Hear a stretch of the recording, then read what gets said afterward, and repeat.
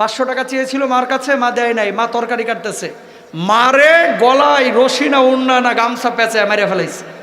মারিয়া ফেলে এই মারে আবার সন্তান ডিপ ফ্রিজের মধ্যে ঢুকে রাখছে। অনেক স্যাটেলাইট চ্যানেল নিউজ করেছে। হাত খরচের মাত্র 500 টাকার জন্য মাকে হত্যা, তারপর ডিপ ফ্রিজে মরদেহ রেখে দিয়েছিল ছেলে। কোথায় যাচ্ছে? কিয়ামতের আগে এরকম ঘটনা ঘটবে, বেশি দেরি নাই কিয়ামতের। এর মানে এই না যে 29 সালে হয়ে যাবে, 30 সালে হয়ে যাবে, কিন্তু কিয়ামত এগিয়ে আসছে। ভাই, একজন সন্তান তার মাকে মারতে পারে? কেন মারতেছে? দিন নাই, ইসলাম নাই। কোরআন যদি থাকে ওই সন্তান কখনো নষ্ট হবে না ভাই, কখনো নষ্ট হবে না। জীবনে 2টা পাপ কেউ করবেন না। 1 নাম্বার হচ্ছে শিরকের গুনাহ, 2 নাম্বার হচ্ছে বান্দার হক নষ্ট করার গুনাহ। এই 2টা গুনাহ আল্লাহ মাফ করবে না। আপনি নামাজ পড়েন না 1 ওয়াক্ত, আল্লাহ চাইলে মাফ করে দিবে। রোজা করেন না একটা, আল্লাহ চাইলে মাফ করে দিবে। হজ করেন না, আল্লাহ চাইলে মাফ করে দিবে। ভুলে মদ খেয়ে ফেলছেন, আল্লাহ চাইলে মাফ করে দিবে। জেনা করে ফেলেছেন, আল্লাহ চাইলে মাফ করবে। আল্লাহ বলছে এই 2টা পাপ আমি মাফ করব না। কি করা? শিরিক করা, আরেকটা হচ্ছে বান্দার হক নষ্ট করা। অহরহ মানুষ এই পাপগুলো করতেছে। আগারগাঁওয়ের বৃদ্ধাশ্রমে যান, ডাক্তার ইঞ্জিনিয়ারের বাপ মার অভাব নাই, কিন্তু একজন হুজুরের বাপ মাকে পাবেন না। কেন? বাপ মার খেদমত করা, নামাজ পড়া যেমন ফরজ তেমনি ফরজ করেছেন কে? আল্লাহ। একজন হুজুরের বাপ মাকে পাবেন না বৃদ্ধাশ্রমে। ডাক্তার ইঞ্জিনিয়ার বাপ মাকে কেন পাঠানো হচ্ছে?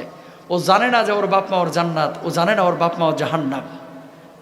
পৃথিবীতে কেউ আপনার নিঃস্বার্থ ভালোবাসে না ভাই, কেউ না। আপনার অবস্থানকে ভালোবাসে। যতদিন আপনার মাল আছে, যতদিন সম্মান ইজ্জত আছে, মানুষ আপনাকে সম্মান করবে। যেদিন সম্মান ইজ্জত নাই, প্রভাব প্রতিপত্তি নাই, মানুষ আপনাকে মনে রাখবে না। পৃথিবীতে কেউ যদি নিঃস্বার্থ ভালোবাসে, আপনার মা, আপনার মা, আপনার মা, এরপরে আপনার বাপ, আর কেউ না। ঠিক কেনা? বাপ মাকে কষ্ট দিয়েন না। ছেলে মেয়েদেরকে ডাক্তার ইঞ্জিনিয়ার বানান, শুরুতে ইসলামের মৌলিক বিষয়গুলো তাকে শেখান, না হলে বড় ভয়াবহ বিপদের সম্মুখীন হতে হবে। ট্রান্সজেন্ডার ফিতনা, হিজরা ফিতনা, সমকামিতা ফিতনা, সব ফিতনা একসাথে ধেয়ে আসছে। যদি নিজেকে কন্ট্রোল করতে না পারেন, ছেলে মেয়েকে মানুষ করতে না পারলে, আপনি থাকবেন হাজি আর আপনার ছেলে থাকবে সমকামী। ঠিক কিনা? আল্লাহ মাফ করুক, আমিন বলেন। সারা পৃথিবীতে দেখছেন সমকামিতাকে কিভাবে প্রমোট করা হচ্ছে, কিভাবে। অথচ নবীজির হাদিস, ওয়াক্তাফার রিজাল উবির রিজাল ওয়ান নিসা উবিন নিসা, নারী নারী আর পুরুষ পুরুষ যখন সমকামিতায় লিপ্ত হবে, আল্লাহ রাব্বুল আলামিনের আযাব ওই পৃথিবীর বুকে চলে আসবে। এদেশের মানুষের ধর্মীয় আবেগ বেশি, ধর্মীয় জ্ঞান কম। এই জন্য লালন শাহর মাজারে গিয়ে অনেকে ইসলাম খোঁজে। কথা বলেন না কেন? বয়া বয়া সারাক্ষণে গাঁজা ডলতেছে, কতক্ষণ পর পর ঠোঁটে ঢুকাইতেছে, এরাও আবার আল্লাহরে খুশি করতে চায়। কথা কোন ঠিক কেনা? এগুলো ইসলাম না, এগুলো কি? ভণ্ডামি। এগুলো কি? নবীজি বলেছেন, আমার উম্মতের মধ্যে 70,000 উম্মতকে আল্লাহ রাব্বুল আলামিন বিনা হিসাবে জান্নাত দিবে। আরেকজন মুহাদ্দিস বলতেছেন, 70,000-এর সাথে 70,000 গুণ দিয়ে যত সংখ্যক হয়, এত সংখ্যক উম্মতকে বিনা হিসাবে জান্নাত দিবে। তারা কারা? লা ইয়াস্তারকুনা, যারা দাগ কেটে চিকিৎসা গ্রহণ করে না। ওয়ালা ইয়াতাতায়্যারুনা, অশুভ লক্ষণ যারা বিশ্বাস করে না। ওয়ালা ইয়াত্তাবুনা, যারা অবৈধ ঝাড়ফুঁক করে না। ওয়া আলা রাব্বিহিম ইয়াতাওয়াক্কালুন, সর্বাবস্থায় যারা আল্লাহর উপরে তাওয়াক্কুল করে, এদেরকে আল্লাহ তাআলা কিয়ামতের ময়দানে বিনা হিসেবে আল্লাহর জান্নাতে দেবে। জোরে সোরে বলেন সুবহানাল্লাহ। কি শিখলাম সূরা থেকে? 1 নাম্বার, ঈমান আনতে হবে। আল্লাহর জন্য যেখানে জানের প্রয়োজন জান দেব, যেখানে মালের প্রয়োজন সেখানে মাল দেব। সৎ কাজ করব, কখনো মানুষকে ঠকাবো না, শিরকের ধারে কাছে যাব না, হারাম কাজে জড়াবো না, হালালের সাথে থাকার চেষ্টা করব। আল্লাহ তাআলা তৌফিক দান করুক। সবাই বলেন আমিন। মানুষ আল্লাহ তাআলার অন্যতম সেরা সৃষ্টি, সত্ত্বেও মানুষের মধ্যে এত ভেদাভেদ কেন? ভেদাভেদ থাকা খারাপ না। মুসলিম ও মুসলিমের মধ্যে ভেদাভেদ থাকবে, কাফের এবং মুশরিক মুসলমানদের মধ্যে ভেদাভেদ থাকবে। ভেদাভেদ খারাপ জিনিস না। ভেদাভেদ দিয়ে ফাটল সৃষ্টি করা, বিহাবলিল্লাহি জামিআ, আল্লাহ তাআলা যে বলেছেন আল্লাহর রুজুকে এক মানে আঁকড়ে ধরতে, এই রুজুটা কেউ যদি ভাঙে তাহলে আল্লাহ রাব্বুল আলামিন তাকে জাহান্নামী হিসেবে আখ্যায়িত করেছেন। তো মুসলমানদের মধ্যে ভেদাভেদ, এটা মুসলমানদের মধ্যে না, সাহাবীদের মধ্যেও ছিল। এজন্য দেখবেন কেউ বুকের উপরে হাত বাঁধে, কেউ বুকের নিচে হাত বাঁধে, নাভির নিচে, কেউ নাভির উপরে হাত বাঁধে। প্রত্যেকটাই হাদিসে আছে। বুকের উপরে হাত বাঁধলেও নামাজ হয়, নাভির নিচে হাত বাঁধলেও নামাজ হয়, নাভির উপরে হাত বাঁধলেও নামাজ হয়। আসলো কোত্থেকে? এক একজন সাহাবী এক একভাবে বর্ণনা করেছে, তিনোটাই বিশুদ্ধ। এখন আপনার যেটা ভালো লাগছে আপনি আমল করেন। আপনি দেখবেন মৌলিক বিধান নিয়ে কোনো ভেদাভেদ আছে কিনা মুসলমানদের মধ্যে।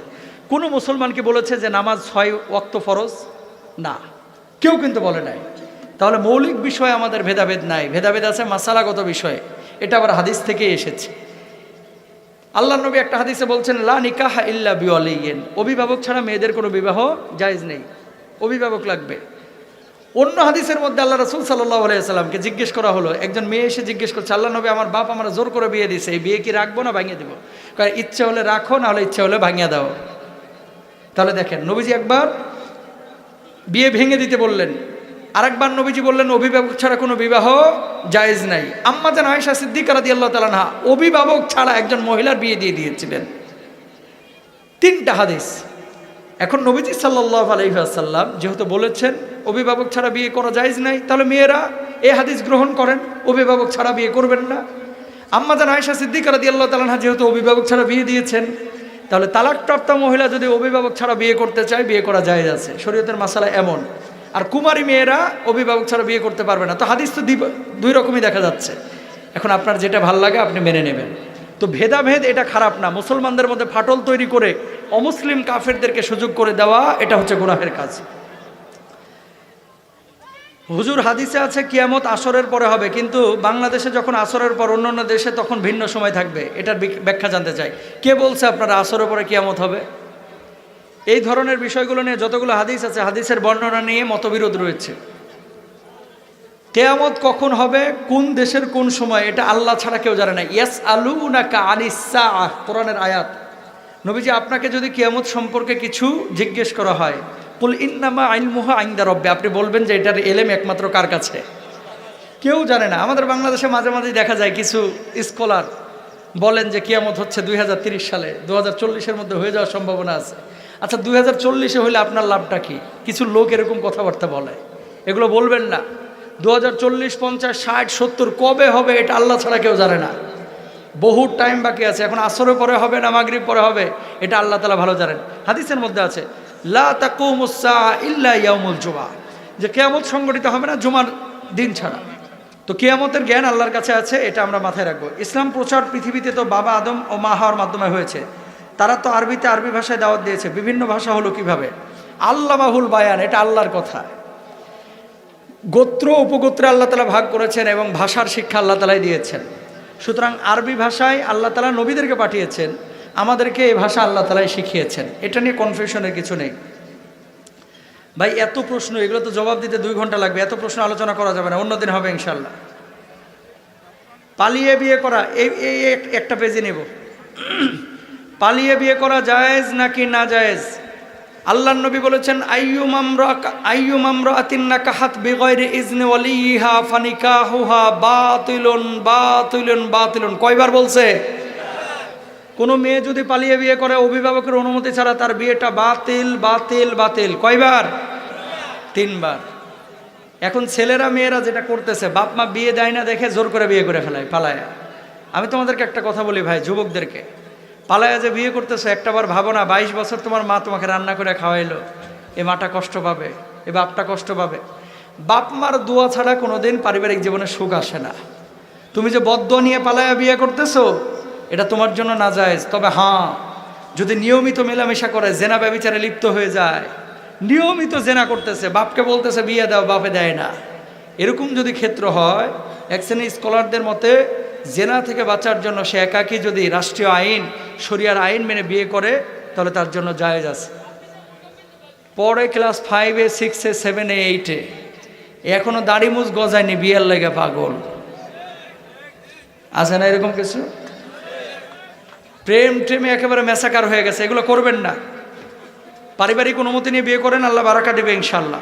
তবে হ্যাঁ, তালাকপ্রাপ্তা বিধবা মহিলা যদি থাকে, এরা যদি অভিভাবকের অনুমতি ছাড়া বিয়ে করে, এটা জায়েজ আছে। বুঝতে পেরেছেন? তালাকপ্রাপ্তা বিধবা মহিলা এরা যদি অভিভাবকের অনুমতি ছাড়া বিয়ে করে, জায়েজ আছে।